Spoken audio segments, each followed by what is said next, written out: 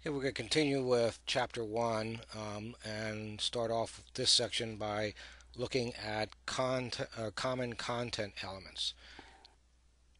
Now we're going to get into all of these elements individually between this video and the next one, but for right now we just want to look at ways of grouping these together. We have ways of determining the headings or headers. We have 6 different levels to do that. We can define paragraphs or pre-formatted sections of text. We can add line breaks to our content, and we can separate out the addresses. These are all just pure content and the ways that you get that content on there. We also have elements that group things together, like the header, a sidebar, the navigation, a section. If you had an article that was being put there, you could use those. We have things that deal with the presentation. Those elements do something in regard to the look of it, whether it's bold or italic or something along that line. Phrase elements, used for when we're quoting things. Maybe we want to display some code. Maybe you want to display how somebody would use a keyboard shortcut, or you're quoting somebody from an article or citing a work of some sort. Those are phrase elements. We have several lists that we'll be looking at. We have the unordered, the ordered, and also the definition list, of which we'll be looking at in the next video. And then lastly, we have elements that are for editing. These indicate that something's been inserted or deleted from the previous version. The one thing you got to keep in mind is that the browser, no matter which one you're using, will probably display your content a little bit differently. And some of that is because of the actual style sheet that that particular browser has. It may format things a little bit differently, or the fonts themselves may be slightly different than the same named font on another browser. When we start dealing with Whitespace, we want to talk about how the browser actually collapses Whitespace. And basically what the browser will do will ignore all the extra white space. So if you have multiple white spaces, they're collapsed into just one. And white space could be a space bar, it could be a tab, things like that. And it just collapses them down into just one white space. We can see an example of that with this code here.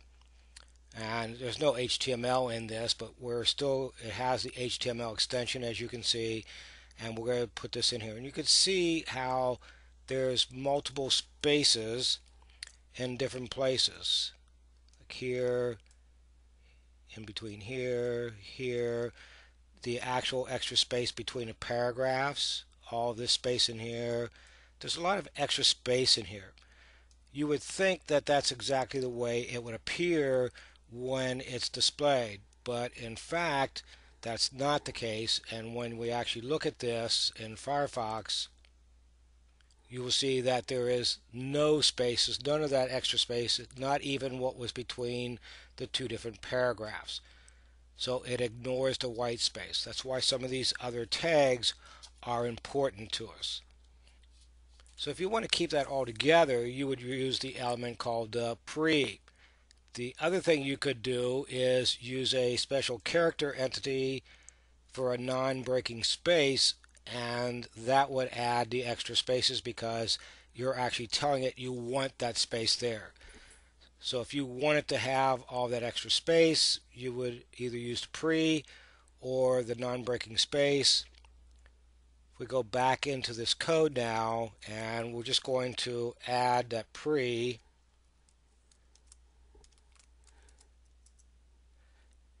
and we'll add a closing pre,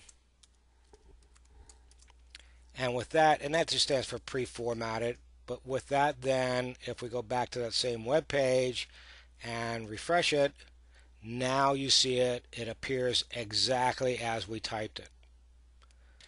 The headlines that we introduced at the beginning of this. Newspapers use headlines. It's just a heading on a form that tells you the purpose of the form, the title of a table, of sports results maybe tells you that the league or division of the team that you're playing on, and so on. Same thing with the heading elements in a web page.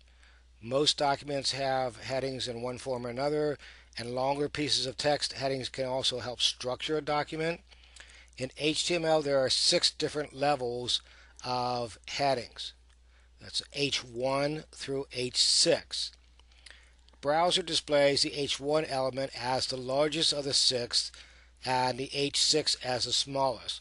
So you want to think of these numeric values for the header element as being the amount of importance. The 1 is the most important, H2 is the second most important, and so on. And on the bottom of the page here, I also have listed out the approximate size that these should be in each individual browser. And then in this example, you can see that we have the H1 through the H6, just to give you an idea of what it's going to look like. And if we view this in the browser, there are 6 headings. The other thing you probably noticed now is that it makes it bold as well. Creating paragraphs using the paragraph element, the P element. It offers another way to structure your text. Each paragraph of text should go in between an opening and closing P element, or tags in this case. Together they're an element, separately they're tags. When a browser displays a paragraph, it usually inserts the new line before the new paragraph and adds a little bit of extra vertical space after it. The P element can carry all the universal attributes such as class, ID, style, title, directory, and language. So in this sample here you see that we have 3 paragraphs. This is just to show you how that those are displayed when it's actually run. And each one of those short lines was a paragraph, and you can see then the spacing between them. Unlike paragraphs that you might be used to typing for a writing assignment in English, where there is no space between the paragraphs but the first line is indented, in HTML the paragraph is flush left, there's no indentation, and it just adds a space between the paragraphs. Now later on you will learn that there is a property in cascading style sheets that would allow you to indent that first line if need be. Line breaks, that's the BR element. Whenever you use BR element, anything following it then starts on the next line. If you had 2 lines and you wanted them to look like we just had in a paragraph, you would need 2 break elements, one to put on the next line, the second one actually makes that empty line in between. So this also does not have a closing tag. It's merely a single tag. So this is what we refer to as an empty element. And the break element can also carry the attributes class, ID, style, and title. So if we look at an example for the break tag, notice we got 3 paragraphs here. The first paragraph has a break tag after the next. So even though this line will not stretch all the way across our screen, word will appear on a new line, will be on a new line. And the second one, there is no page break. So everything here is going to go across the page, the entire width of the page, until there's no room, and then it'll just resize or just come down onto the next line automatically. As you change the width of the monitor, you'll see a change in that as well.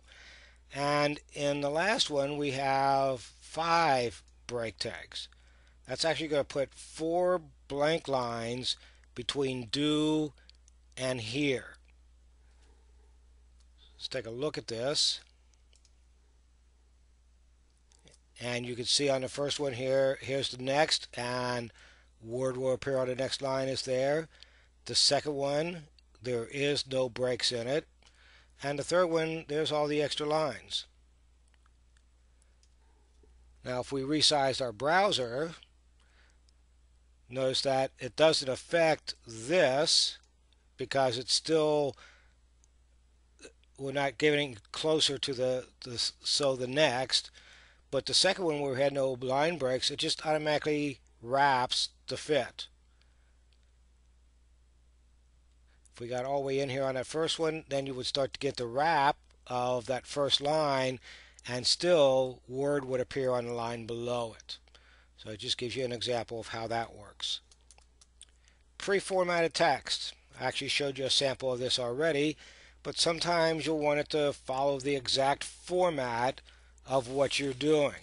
You don't want it to change any. So you could use the pre element, which stands for pre-format. It's a container tag. It means then that everything that's between that is going to display exactly as you typed it. Usually this is going to display in a monospaced font by default.